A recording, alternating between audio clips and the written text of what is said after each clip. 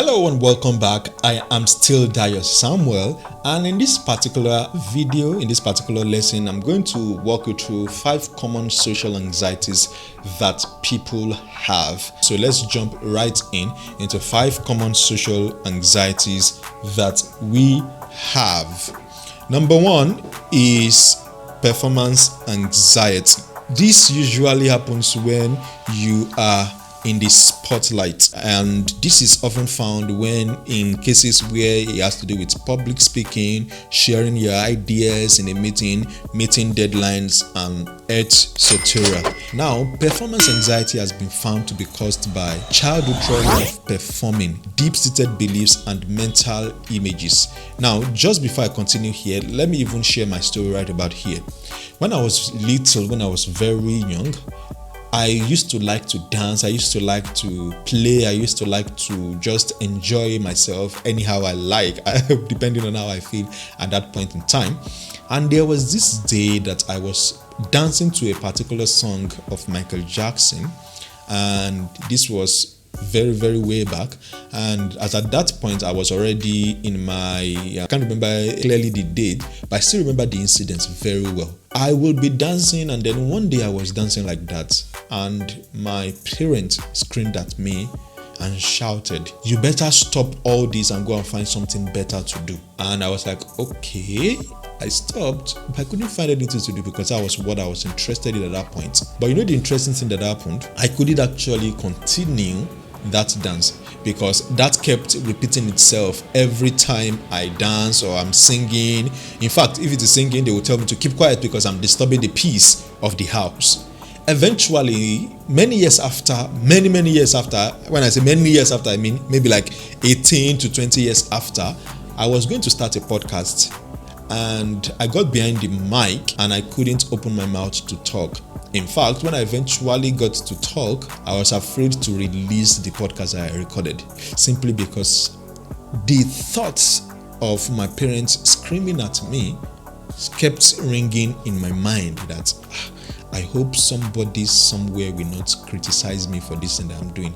Yes, I know my parents may not listen to this podcast, but somehow some people will listen to it and not enjoy it. Interestingly, yes, some people listen to the podcast and they give me all kind of different labels. Some called me Baba Ijebu, some called me that, look at this so person, look at the way this person talk. Can't you talk like that?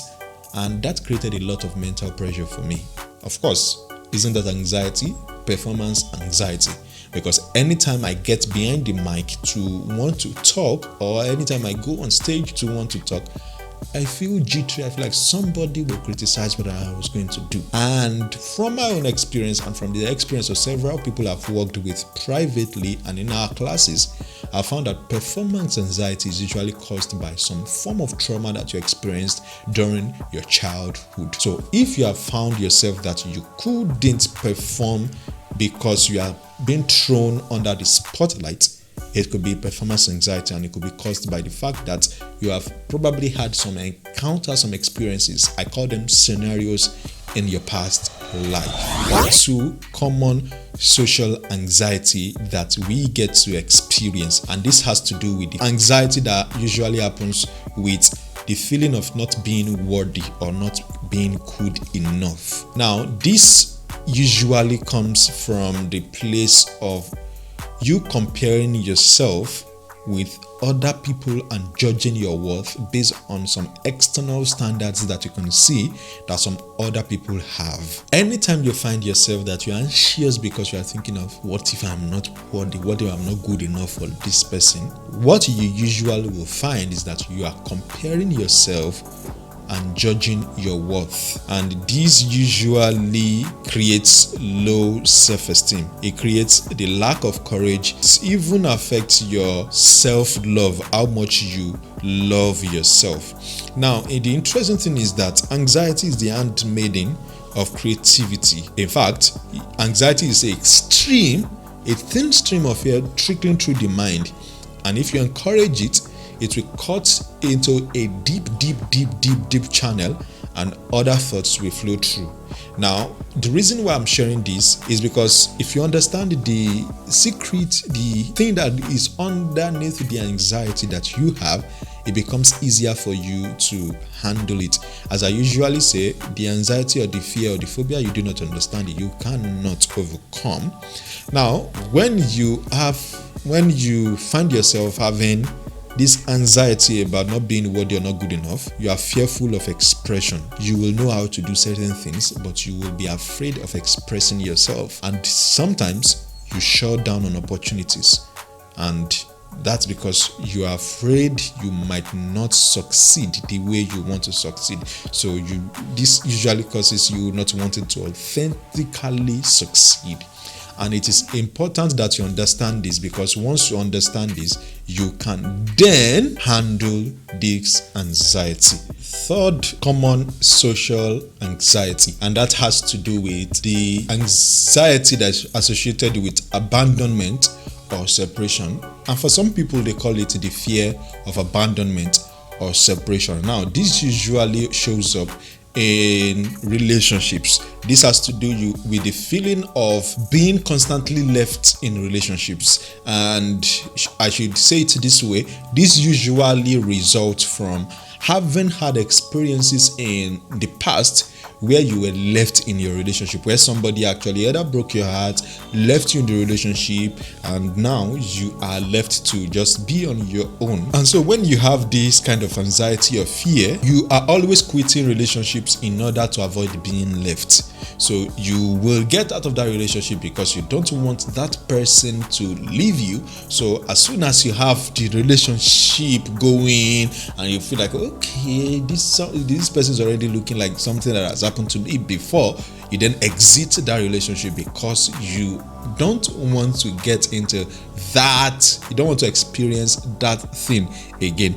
And typically you do this to prove that you're smart, but it's basically because you don't want to face the fear, you don't want to actually handle the anxiety that you feel. Relationships break because of relationship anxiety. When you have relationship anxiety, your relationship will basically be at a very, very shallow level. You will not want to go too deep because you are afraid of being left in your relationship. The fourth common social anxiety, and that is basically the anxiety associated with intimacy. This basically has to be about not wanting to be vulnerable with others or to trust people too much.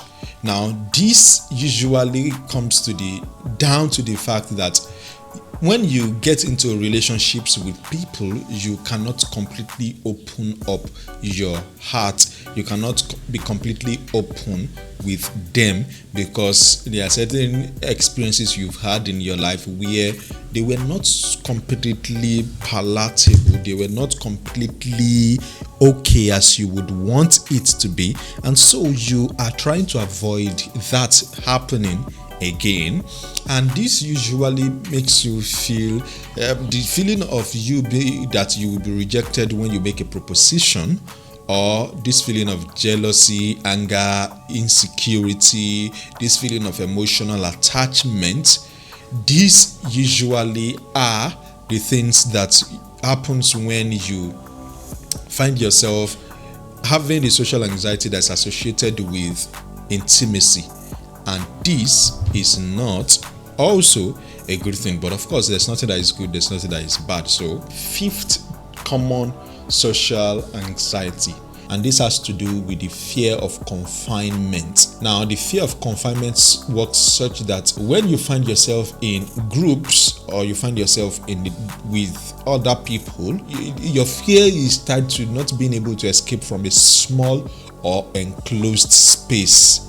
Now, this may have happened to you before, and so anytime you find yourself in a place that is locked, maybe elevator or a tiny room where somebody is trying to lock the door and get away, the anxiety triggers this desperate urge to escape. So you just want to look for a way to get out of that place. And sometimes it also creates this avoidance of crowds.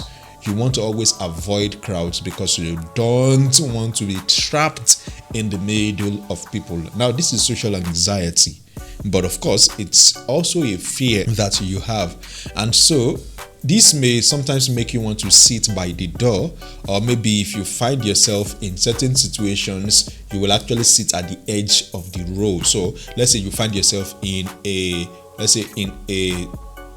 hall that there are several chairs arranged in rows and columns.